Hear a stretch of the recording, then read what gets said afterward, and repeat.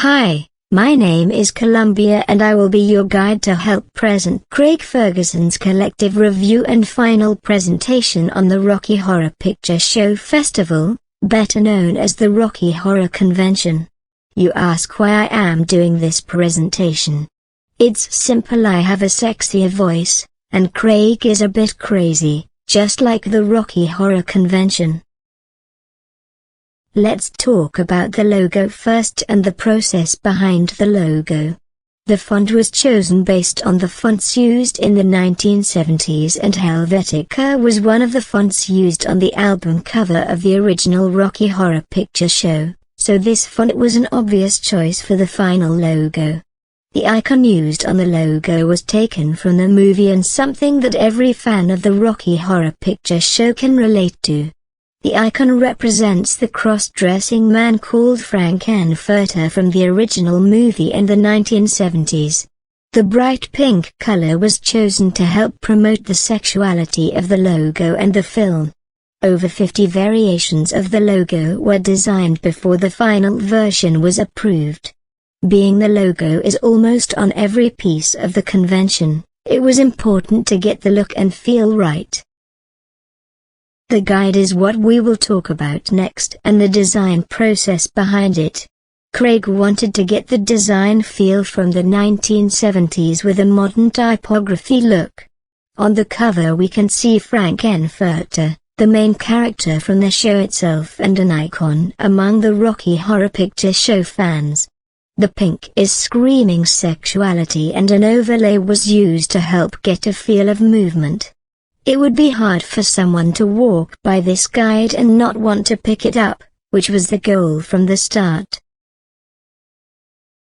The first section of the guide is dedicated to Nell Campbell, who plays me Columbia in the movie. Proper typography and hierarchy were used to help the viewer's eyes move around the page. The bright pink again was used to convey sexuality. A simple yet slightly complex grid was used in the page layout.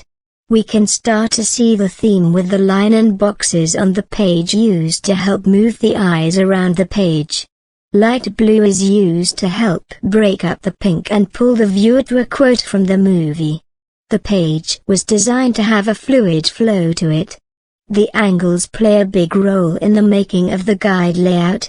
An overlay was used again to help create a look that was unique to the show and the guide. The next section is dedicated to the dance party at the convention. The overall feel of the guide is continued on this page. Proper hierarchy was once again used in conjunction with the shapes to move the viewer's eyes around the page. We see the baby blue being used again to pull the viewer to the quote. Being that the Rocky Horror Picture Show was a musical, it was only fitting to include a dance party. An overlay was used again to help create a look that was unique to the show and the guide. Next we have a section on the Virgin's Handbook. Virgin in the common world usually refers to a person who has not engaged in sexual relations. In the Rocky Horror world, this word refers to the many unfortunate people who have never experienced the Rocky Horror Picture Show, in a theater with an audience and a live cast. We can see the design and hierarchy being consistent just like the prior pages. Shapes along with negative space help move the viewer's eyes around the page. The color scheme was applied to the page just as it was the prior pages. The grid was used to get the images and shapes laid out properly. The overlay on this page helps portray a mysterious look without breaking the design concept from the rest of the guide.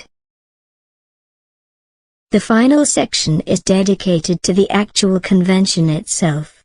This page has all the information about the times, the dates, and the location on it. The same overlays and angles were used on this spread. Proper hierarchy is used to show the importance of each part of the page. Overlays were used to help keep the design concept in order.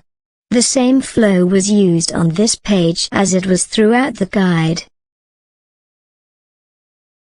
The back cover was designed the same way as the rest of the guide. Craig decided to add the information about the movie for those people who might not have ever heard of the Rocky Horror Picture Show. A crazy image from the movie was used to help pull the viewer in. It was designed with the whole sex sales scheme. Overall, the goal of the guide was to create something fun, colorful but still correct, and something that a person attending the convention would want to keep. The convention posters were made on the same concept as the guide.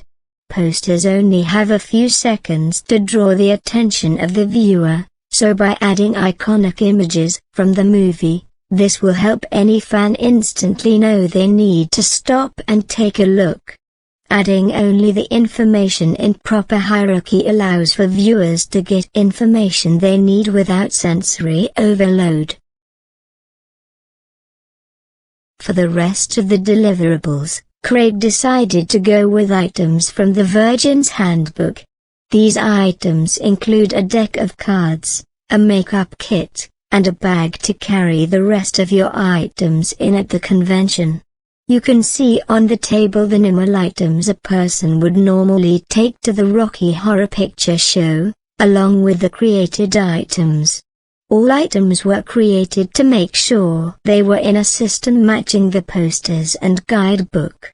All items were designed with pinks to scream sexuality to match the theme of the design process.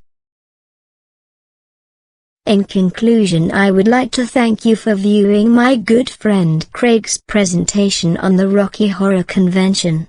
We do hope to see a lot of virgins at this year's show. We hope you enjoyed the design process behind the making of all items and realize there is more to graphic design than just pretty images.